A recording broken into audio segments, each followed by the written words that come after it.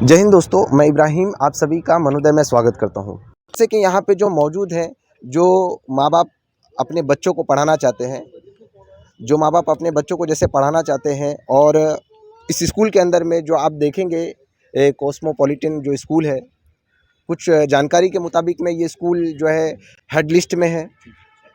मैं इनसे ये जानना चाहता हूँ कि ये जो आप दिखा रही हैं ये क्या चीज़ है? ये बैंक स्लिप है।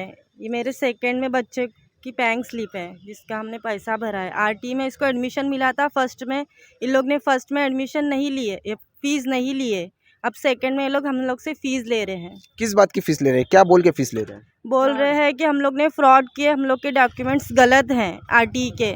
फर्स्ट में तो इन्होंने पढ़ा लिए और सेकंड में हमसे फीस ले रहे हैं। तो जब आपने शुरू में भरा था तो क्या-क्या उसमें डाला था? जैसे कि जो-जो नॉर्म्स होते हैं, जो-जो चीज़ें वहाँ पे भरनी रहती है, जैसे हाँ, आपकी इनकम है, सर्टिफ़िकेट है, बहुत इनकम सारी चीज़ें। सर्टिफिकेट, बर्थ सर्टिफिकेट और आधार कार्ड।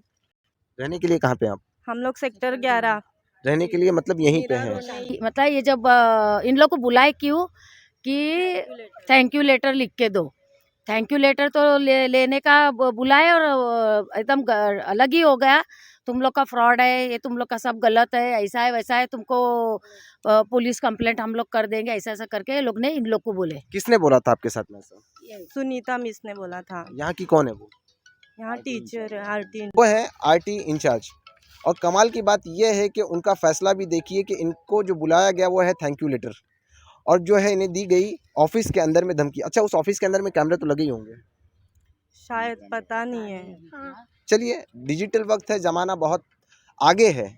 देखेंगे तो कैमरा यहाँ कोने-कोने पे भी लगा हुआ है, तो ज़्यादातर चांस है कि अंदर भी लगा हो और इनके साथ में कैसा बिहेवियर जो उनका होगा, वो भी शायद मालूम पड़ जाए। पर पॉइंट ये है कि आरटीई के अंदर में क्या स्कूलें फ़ीस ले सकती है? सरकार कड़े नियम बनाती है, पर वो नियम का कितना पालन होता है, ये देखने और समझने की बहुत ज़्यादा ज़रूरत है। 8वीं तक का बच्चों को जो है फ्री में शिक्षा देनी चाहिए, 6 साल से लेके 14 साल तक का। अगर वो बच्चा अपंग हो, दिमागी मरीज़ हो या फिर जैसे कोई उसको और भी बीमारी हो तो बढ़ा करके 18 साल कर दिया गया है, 14 से 18 साल तक का। और कमाल की बात ये है कि वो बच्चा अगर अपनी एज से थोड़ा ज़्यादा हो गया है, जैसे 6 से अब वो 10, 9, 7, तो वो अपनी मनमानी स्कूल के अंदर में और अपनी मनचाही स्टैंडर्ड में जाकर के वो बैठ सकता है। ज़रूरी नहीं है कि 7 साल का बच्चा वो पहली में बैठे, वो दूसरी और तीसरी में भी बैठ सकता है। पर आज की स्कूलें कर क्या रही हैं, ये मुझे बताने की ज़रूरत नहीं है। हाँ, कुछ किस भी स्कूल में? नहीं। Saint Daniel Kashimira. कुछ फ़ीस देना पड़ता है? कुछ भी नहीं, अच्छे से हुआ। टॉर्चर करते हैं बच्चों कुछ को? नहीं, अच्छे से पढ़ाते, ध्यान भी देते बच्ची का, सब करते। चलिए, अगर ऐसी स्कूलें कर रही हैं, तो बहुत अच्छा है। जल्दी ऐसी स्कूलों का जो है हम सम्मान करते हैं। ऐसी स्कूलों को जो है हम और भी चाहते हैं कि ऐसी स्कूलों में लोग जाकर के एडमिशन लें, क्योंकि ऐसी स्कूलें अच्छा काम कर रही हैं। वहाँ के जो मैनेजमेंट है वो अच्छा काम कर रहे हैं और यहाँ का जो मैनेजमेंट है वो क्या काम कर रहे हैं वो मुझे बताने की ज़रूरत नहीं है। आपके भी बच्चे का जो आरटी के अंदर में मतलब एडमिशन हुआ है? हाँ हाँ, मेरा भी हुआ है लास्ट। कौन-सी स्कूल में हुआ है? वो ओसवाल इंटरनेशनल स्कूल में।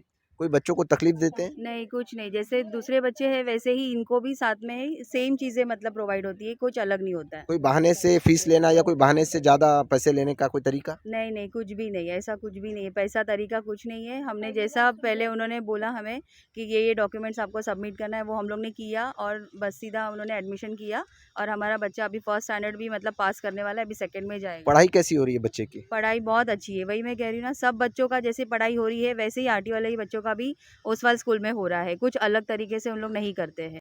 देखिए अभी हमारा तो ओसवाल में जैसे इनका सेंट एंथनी में सबका अच्छे से एडमिशन हो गया है।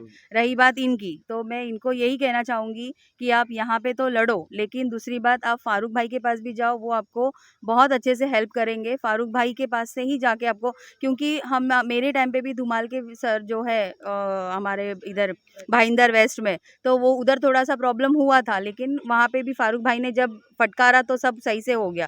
तो इसलिए मैं इनको भी यही कहूँगी कि आप स्कूल में तो लड़ो ही, लेकिन दूसरी बात फारूक भाई जो है उनके पास भी जाओ और उनसे ही बात करो, क्योंकि वही सब करके आपको अच्छे से देंगे। चलिए, अच्छा अभी आप जो है इस चीज़ के खिलाफ हैं, क्या करना चाहती हैं आप? मैं चाहती हूँ मेरे बच्चे का फीस माफ कर दे लोग।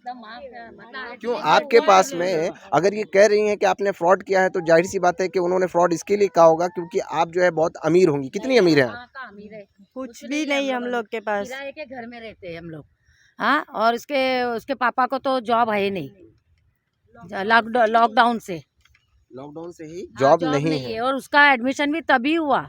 लॉकडाउन के लिए। हाँ, उसके बाद मतलब है ना, ये 2021 में ना। तो जब अगर वो कह रही हैं हम सच्चा किसे माने, हम तो सच्चा उन्हें मानेंगे ना, क्योंकि वो कह रही हैं आपने फ्रॉड किया है। तो बताओ ना फ्रॉड क्या है, क्या पेपर है।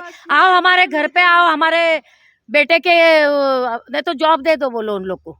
पैसा होगा तभी तो ये कह रहे हैं आप फ्रॉड किए। अभी क्या बताऊं, कहाँ है पैसा हमारा, सब अकाउंट चेक कर लो, क्या करने का इन लोग को वो लोग करो, पैसा रहेगा तो हम बताएंगे ना, नहीं तो अच्छा हमारे 2 बच्चे पढ़ ही रहे स्कूल में, एक 5th में है, एक 2nd जूनियर में है, तो उन लोग का मालूम नहीं था। ये फर्स्ट टाइम हम लोग को मालूम पड़ा कि आरटीई से फ्री होता है, तो इसका नंबर लग गया अल्लाह के इससे। तो अभी ये नाटक इन लोग का चालू स्कूल का, और पैसा तो हमारे पास है नहीं। इसका फीस भरने के लिए भी मैंने फीस मांग रहे पीछा पकड़े, तो मैंने मन्नापुरम से, वो भी बताती हूँ, मन्नापुरम से उसका फीस के लिए मैंने अपना गोल्ड गिरवी रख के इसका फी भरी हूँ। चलिए, इन्होंने जो है अपने सोने को गिरवी रख करके इस बच्चे क्या की है उसका फीस भरी गिरवी? है। खैर, पर सच तो ये है कि यहाँ पर जो है इन्होंने फ्रॉड किया है। हकीकत यही है। और किस बात की हकीकत है, अब वो जवाब दें तो सही, मिल ही नहीं रही हैं, जवाब क्या देंगी। अब वो पता नहीं, मेरे ख्याल से यूएस में है, अफ्रीका में है कि लंदन में है, ना जाने कहाँ पे है, वो हमसे मिल नहीं रही हैं। मैं जानने की कोशिश ये करना चाहता हूँ जो यहाँ पे एनसीपी के हैं, कि आप जो है इनका एडमिशन दिला करके आपको क्या मिलेगा।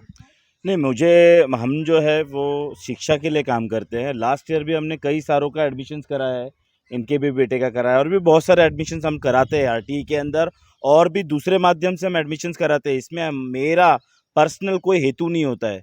मेरा सिर्फ एक ही लक्ष्य है कि हमारे जो स्पेशली मुस्लिम्स के जो बच्चे होते हैं वो बहुत पीछे रह जाते हैं पढ़ाई में, और पैसे के मामले में कमी होने के कारण वो अपने बच्चों को पढ़ा नहीं पाते हैं। तो हम लोगों ने एक बहुत बड़ा बेड़ा उठाया था आरटीई का। इस बार हमारा लक्ष्य था कि हम लोग 100 बच्चे का आरटीई हमारे को करना है। इस तरीके से हम लोग पूरे प्रिपेयर्ड है, और उसमें ऐसा होता है कि फर्स्ट से लेके 8th स्टैंडर्ड तक का कोई फीस नहीं होती है। हमने यूएस इंटरनेशनल में करा, हमने बहुत सारी स्कूलों में एडमिशन्स पिछले साल कराए हैं, इस बार भी हमको कराना है। लेकिन उन बच्चों को, ये कॉस्मोपॉलिटन स्कूल जो है, वो बच्चों को, पेरेंट्स को डराया जाता है, धमकाया जाता है, और ये बोला जाता है कि आपके फ्रॉड किया हुआ है, आपका पता नहीं क्या फ्रॉड है, या उनको टॉर्चर किया जाता है, और उससे उनको फीस ली जाती है।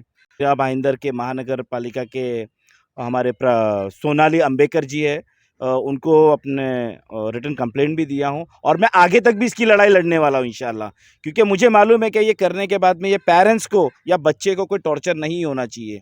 मैं यही आपके माध्यम से बोलना चाहता हूँ कि अगर किसी को एजुकेशन से रिलेटेड मीरा भाईंदर में कोई भी प्रॉब्लम है, कोई भी इश्यूज़ है, आप मेरे पास बेधड़क आ सकते हैं। हमारे यहाँ पे कोई चीज़ का कोई पैसा लिया नहीं जाता है, और हम पूरा क्या पूरा एजुकेशन के लिए ही काम करते हैं।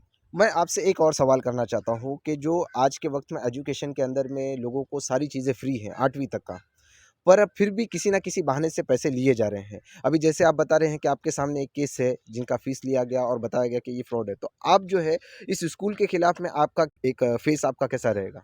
मेरा फेस ये रहेगा कि कल हमने शिक्षण अधिकारी को इसका एप्लीकेशन दिए थे, कंप्लेंट दिए थे। शिक्षण अधिकारी ने मेरे सामने इनके प्रिंसिपल से बात किए थे, तो बहुत गलत तरीके से प्रिंसिपल ने उनके से आंसर दिया था। तो शिक्षण अधिकारी भी इनके खिलाफ बहुत सख्त एक्शन लेने वाले हैं, और वो नोटिस इश्यू करने वाले हैं। और मैं भी अपने लेवल पे वाशी बोर्ड हो गया, चरनी रोड हो गया, और भी कहीं पे जाना हो इस स्कूल, क्योंकि इस स्कूल का ये पहला मामला नहीं है, ये स्कूल्स का बहुत, ये हिट लिस्ट पर है। ये सबसे ज़्यादा ये जो माफिया चल रहा है उसके अंदर, अगर मीरा रोड के अंदर कोई स्कूल हिट लिस्ट पर है, वो है कॉस्मोपॉलिटन हाई स्कूल।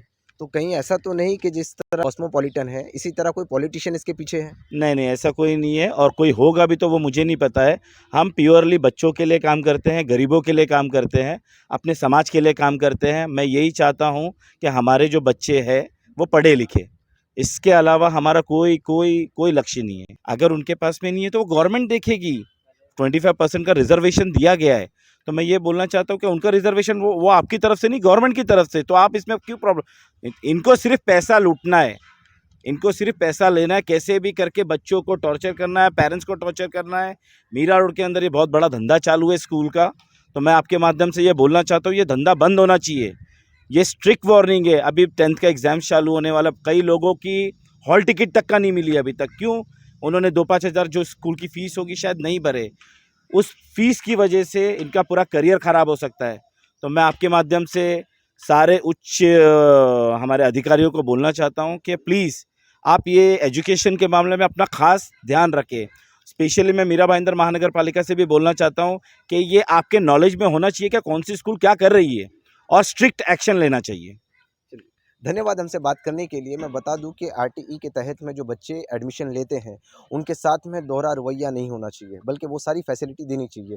यहाँ तक का जो ड्रेस है, बुक है, सारी चीज़ें स्कूल ही देना चाहिए, और वो स्कूल नहीं देती है, बल्कि जो है सारी चीज़ें इनको खुद खरीद करके लानी पड़ती है बाहर से।